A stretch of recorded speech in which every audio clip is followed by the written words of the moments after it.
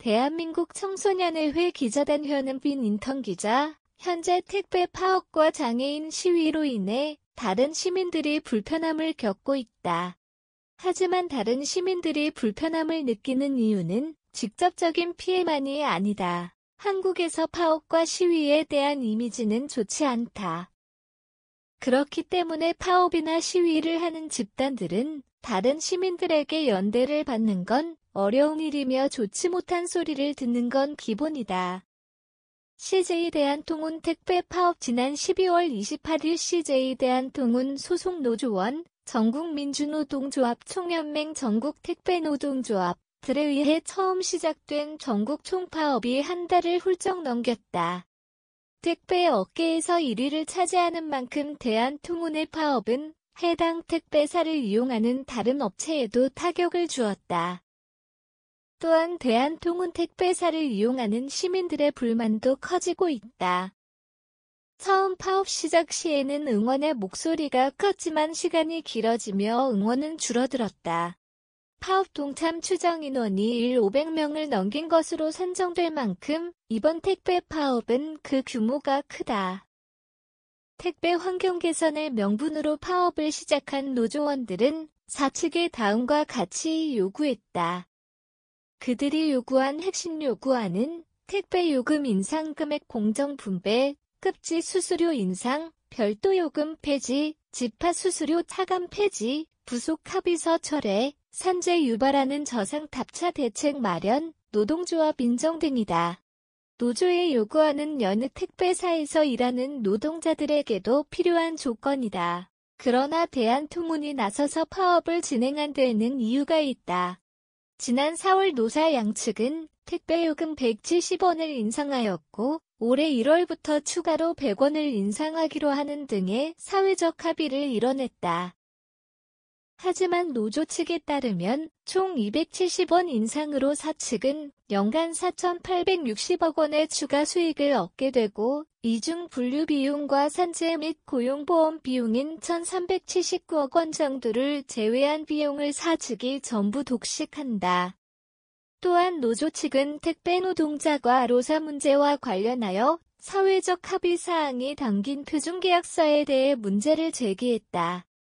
사측이 표준계약서의 당일 배송 주요일제 터미널 도착 상품의 무조건 배송 등의 부속 합의서를 덧붙이며 주 5일 근무자 도입 등 택배 노동자들의 과로사를 방지하기 위한 노조의 노력을 반하게 하고 있다는 주장이다. 택배 노동자의 과로사는 심각한 문제로 떠올랐다. 한편 다른 택배사와 달리 대한통운은 노동조합을 인정하지 않고 있어 이 문제도 이번 파업의 쟁점이다. 그러나 50일을 넘긴 파업의 장기와 노조원들이 지난 10일 대한통운 본사를 불법 점거 및 본사 직원들에게 폭력을 썼다는 사실이 드러나자 여론이 악화하였다.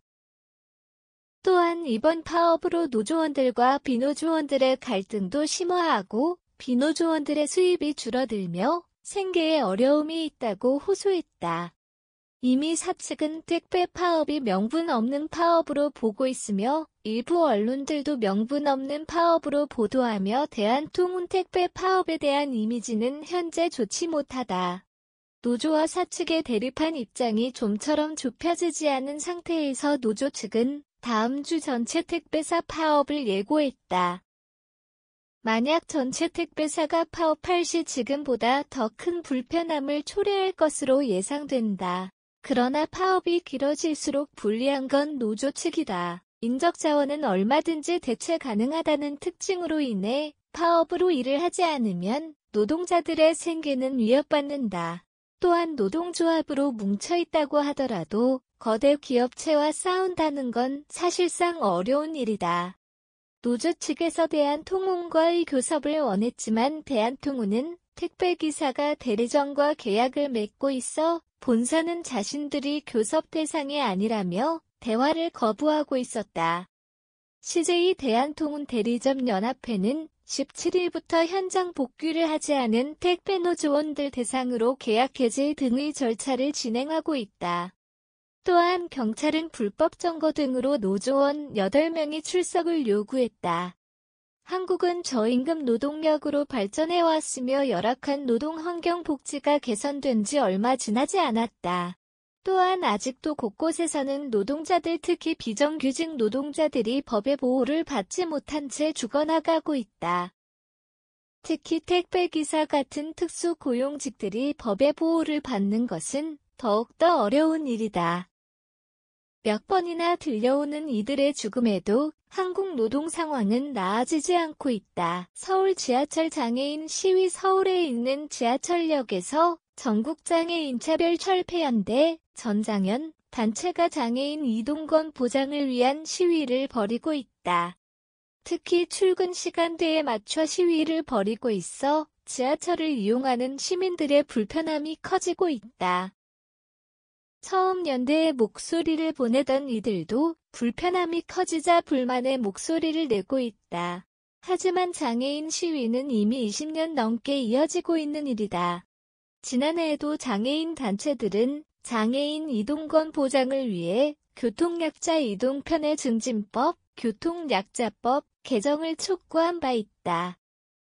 그렇게 12월 31일 교통약자법 개정안이 통과되었지만 장애인 이동권 예산 반영을 기획재정부, 기재부가 확실히 할 때까지 장애인 단체들은 시위를 이어가기로 했다. 예산 조항이 임의 조항으로 편성되었기 때문이다. 이번 시위의 핵심안은 저승버스 도입의 무화, 국가 또는 지자체의 특별교통수단, 장애인 콜택시 등 이동지원센터, 광역이동지원센터 운영 비용 지원 등이다. 이번 장애인 단체 시위로 큰 불편함을 겪은 시민들은 대놓고 불편함을 티내기도 하고 장애인들을 처벌하라는 내용의 국민청원을 올리기도 했다. 그러나 이미 많은 장애인이 시위로 인해 법의 처벌을 받아 정과 이범 이상인 경우가 많다. 시위하며 계속 목소리를 내고 있었다는 의미이다. 장애인들은 기본권조차 가지지 못한 채 살아오고 있으며 이러한 불편함은 오랫동안 지속한 것이다. 한국은 다른 국가에 비해 장애인 시설이 현저히 부족하며 장애인에 대한 인식도 부족하다. 비장애인들이 장애인 시설을 이용하는 건 물론 엘리베이터같이 몸이 불편한 사람들이 우선 이용해야 하는 경우에도 배려 없이 먼저 이용하는 경우가 다수 있다. 또한 장애인은 우리 삶에 있지만 사회에서 장애인을 찾아보기는 어렵다. 특수 학교 같은 시설은 구석진 곳에 몰아넣고 혐오시설이라고 주민들의 반대에 부딪힌다.